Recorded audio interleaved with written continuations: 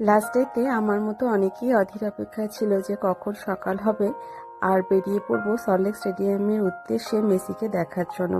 সকাল হতে না হতে সেজেগুজে বেরিয়ে পড়লাম সল্টলেক স্টেডিয়ামের দিকে।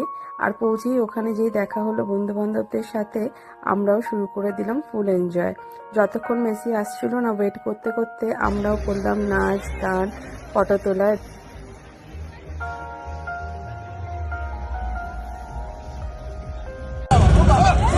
যদিও শীতকাল, কিন্তু কড়া রোদে দীর্ঘ অপেক্ষার পর অবশেষে অবসান হয় সেই মুহূর্তের, যেই মেসি এন্ট্রি করে।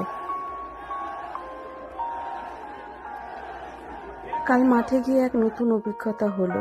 কত মানুষকে পাশে দাঁড়িয়ে দেখছি, মেসি আসা মাত্রই আবেগে খুশিতে চোখ দিয়ে জল পড়ছে।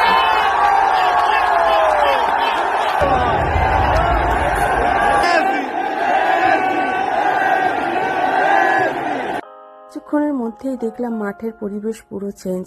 যাদের মধ্যে ছিল আবেগ খুশি, কিছুক্ষণের মধ্যেই দেখলাম তাদের মধ্যে রাগ, ক্ষোভ, অভিমান, বিক্ষোভ।